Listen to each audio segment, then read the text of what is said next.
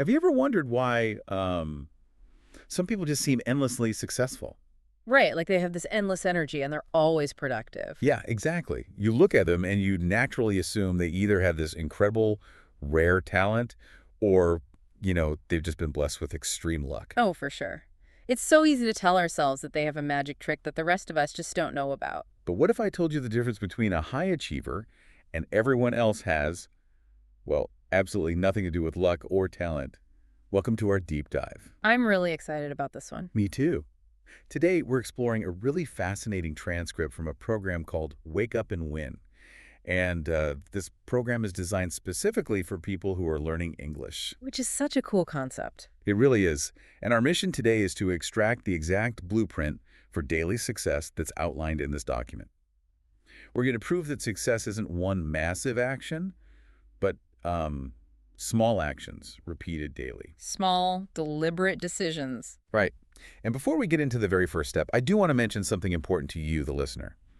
Because this material is designed to help you build better habits and, better English at the same time. We're going to pace our conversation today just a bit differently. Yeah, we're going to take our time. Exactly. Yeah. We will speak at a slower, more deliberate pace with exceedingly clear pronunciation. We want to make sure you absorb every single valuable insight without feeling rushed. What's fascinating here is how accessible this blueprint actually is. We are going to unpack 5 core habits plus a really powerful bonus habit. And none of them require special talent, right? None at all. But they guarantee massive changes if you apply them. Okay, let's unpack this. The narrative starts at the very beginning of the day. The source basically argues that you can't win the day if you lose the first 5 minutes. That crucial first 5 minutes. Yeah. And habit 1 is wake up with a purpose. Now, I have to admit to a relatable failure here from the source. My alarm goes off and instantly I'm checking social media. We all do it. I know, but I have to ask, doesn't checking my phone, wake my brain up? I mean, the bright light forces my eyes to adjust. Why is that so bad? Well, it wakes your eyes up, sure. But successful people start with intention, not reaction. When you check your phone, you are immediately reacting to other people's lives. Oh, I see. You're in a reactive state. Right. You're not in control. Instead, the source provides a really powerful morning question. You should ask yourself, what is one important thing I want to accomplish today? To accomplish. That's a great word. To successfully finish something. Exactly. When you answer that, you establish your purpose. You have a specific, meaningful reason for getting out of bed. And having a purpose creates immediate motivation. Right, Yeah. yes. Motivation is that inner drive. When your brain have a clear target, that morning fog clears up and your motivation rises to meet the goal. Okay, so your mind has a purpose, but your body has been asleep for 8 hours. Which brings us to habit 2. Move your body. Because your body needs the energy to execute that purpose. Right. Hmm. But when people hear exercise, there's this common fear. Do I need to spend 2 hours sweating in a gym? The source breaks this down perfectly. Absolutely not. Just a 15-minute walk is enough. Wait, really? Just 15 minutes? Just 15 minutes. It's about increasing blood flow and reducing that natural physical stress you have when you wake up. So it pumps oxygen to the brain. Exactly. It leaves your brain alert and ready for the day. You don't need a heavy workout. Okay, so we're awake, energized, and we have a clear daily purpose. Now, how do we spend our working hours to actually move forward? That leads us to habit 3. Learn something new every day. I love this concept, continuous learning. It reminds us that education doesn't stop after school. It definitely doesn't. But I do want to push back on the time frame. The source says to spend just 20 to 30 minutes reading or listening to a podcast. Can small daily improvements really create huge results? Oh, the math on this is striking. The source uses a great example. If you learn just 5 new English words a day. Just 5 words. Yeah, just 5. It adds up to more than 1,800 new words in a year. Wow, over 1,800 words. That's huge. It is. Small actions compound into massive success. It's the consistency that matters. Right, but learning is great, but when it's time to actually work, it's so easy to feel busy without being productive. Oh, completely. Being busy and being productive are very different things. Which brings us to habit 4, focus on priorities. The source introduces the rule of 3. You have to identify the 3 most important things you need to accomplish. Yes, understanding what a true priority is. And the source delivers probably the most crucial quote here.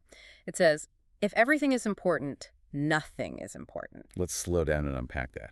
If everything is important, nothing is important. Right. If you have a list of 20 things and you tell your brain they are all equal, you get overwhelmed. And when we get overwhelmed, we look for the easiest task to relieve the stress. Exactly. You end up organizing your desk instead of doing the actual work.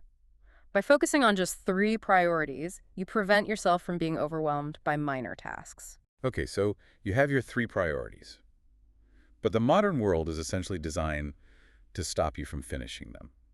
So how do you protect your focus? You have to move to habit 5. Reduce distractions. And a distraction is anything that pulls your attention away. The source shares this highly relatable anecdote. You open an app for 5 minutes? And you get stuck there for an hour. Yes. But, I mean, smartphones are incredibly useful tools for our work and lives. Are we supposed to just throw them away? No, not at all. The source gives a very nuanced solution. It's not about abandoning technology. It's about turning off unnecessary notifications. Your phone isn't constantly buzzing. Right. And also scheduling specific times to check social media, maybe just 15 minutes after lunch. So it doesn't just steal your time randomly. You're building a wall around your focus. Exactly. You stay in control. Okay, so you've fought off distractions, you've finished your 3 priorities, and the day is over. How do you close the loop so you can wake up positive tomorrow? That is the bonus habit. Practice gratitude. The evening ritual. Every night, write down 3 things you are grateful for. Gratitude means being deeply thankful, right? Yes. And it creates a profound psychological shift. Gratitude changes your mindset.